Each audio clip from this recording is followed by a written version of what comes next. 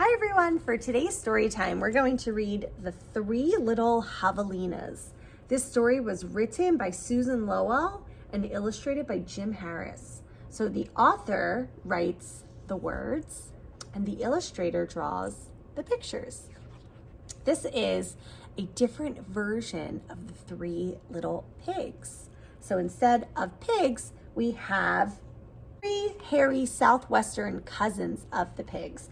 And instead of a wolf looking for them, there is a coyote. So let's read and find out if they use the same materials to build their houses as the Three Little Pigs did.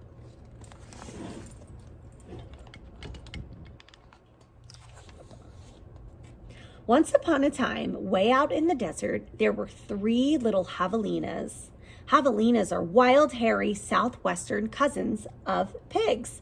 Their heads were hairy, their backs were hairy, and their bony legs, all the way down to their hard little hooves, were very hairy.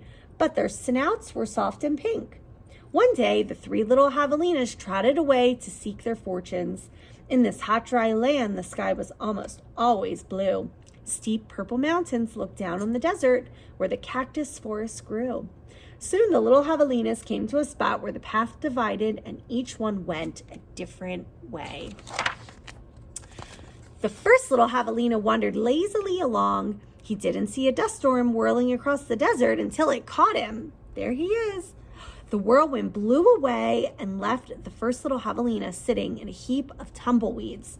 Brushing himself off, he said, "I'll build a house with them." And in no time at all, he did. So there he is, and his tumbleweed house is behind him. His mailbox says, "Number 1 Tumbleweed Avenue." Then along came a coyote. There he is. He camouflages against the rock. That means he's the same color as the rock. He ran through the desert so quickly and so quietly that he was almost invisible. That means you could not see him. In fact, this was only one of Coyote's many magical tricks. He laughed when he saw the tumbleweed house and smelled the javelina inside. A tender, juicy pig, he thought. Coyote was tired of eating mice and rabbits. He called out sweetly, little pig, come let me in." "Not by the hair of my chinny chin chin," shouted the first javelina, who had a lot of hair on his chinny chin chin. "Then I'll huff and I'll puff and I'll blow your house in," said Coyote. And he huffed and he puffed and he blew the little tumbleweed house away. But in all the hullabaloo, the first little javelina escaped and went looking for his brother and sister. Coyote, who was very sneaky, tiptoed along behind.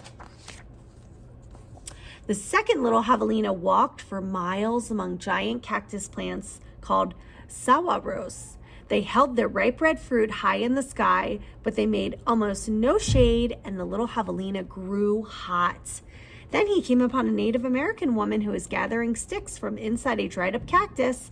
She planned to use these long sticks called saguaro ribs to knock down the sweet cactus fruit. The second little javelina said, "Please may I have some sticks to build a house?" "How," she said, which means yes in the language of the desert people. So there he is walking through the desert and he's wiping his head. He is really hot in that hot sun. He needs shelter.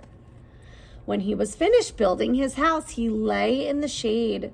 Then his brother arrived, panting from the heat, and the second little javelina moved over and made a place for him. So there he is. What happened to the first little javelina's house, the tumbleweed house? Right, the coyote knocked it down. They have a sign. It says, "Do not disturb." Pretty soon, Coyote found the saguaro rib house. He used his magic to make his voice sound just like another javelina's.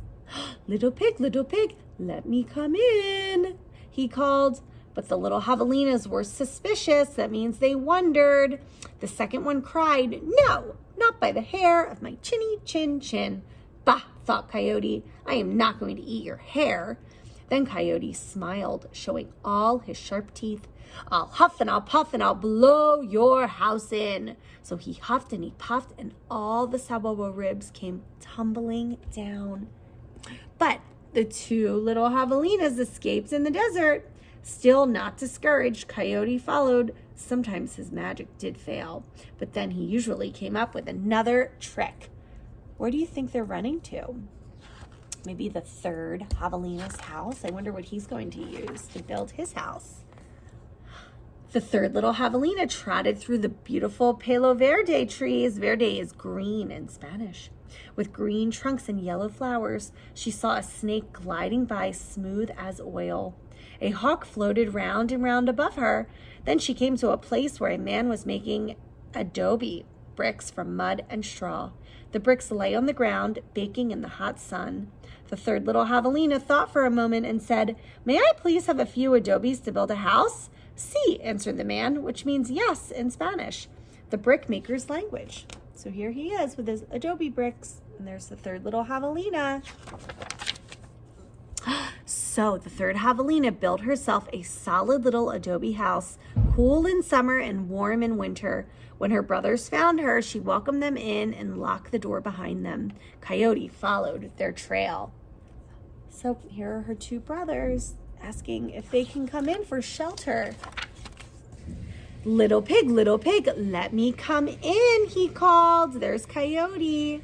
The three little Javelinas looked out the window. This time, Coyote pretended to be very old and weak, with no teeth and a sore paw, but they were not fooled. "No, not by the hair of my chinny chin chin," called back the third little Javelina. "Then I'll huff and I'll puff and I'll blow your house in," said Coyote. He grinned, thinking of the wild pig dinner to come. "Just try it," shouted the third little Javelina. So Coyote huffed and puffed, but the adobe bricks did not budge. Again, Coyote tried. "I'll huff and I'll puff and I'll blow your house in." The three little Javelinas covered their hairy ears, but nothing happened. The Javelinas peeked out the window. The tip of Coyote's raggedy tail whisked right past their noses. He was climbing upon the tin roof. Next, Coyote used his magic to make himself very skinny. "The stovepipe," gasped the third little Javelina. Quickly, she lighted a fire inside her wood stove. "What a feast it will be," Coyote said to himself. He squeezed into the stovepipe. "I think I'll eat them with red-hot chili sauce." Whoosh! Sizzle! Then the three little Javelinas heard an amazing noise. It was not a bark. It was not a cackle. It was not a howl. It was not a scream. It was all of those sounds together. Yip, yap, yip, yow! Away ran a puff of smoke shaped like a coyote. What happened? Let's look at the page before. Coyote thought it would be smart to go down their chimney, but the three little Javelinas lit the kettle underneath, and Coyote was burned. The three little Javelinas lived happily ever after in the adobe house. And if you ever hear Coyote's voice way out in the desert at night, well, you know what he's remembering. What do you think he's remembering? That he was burned?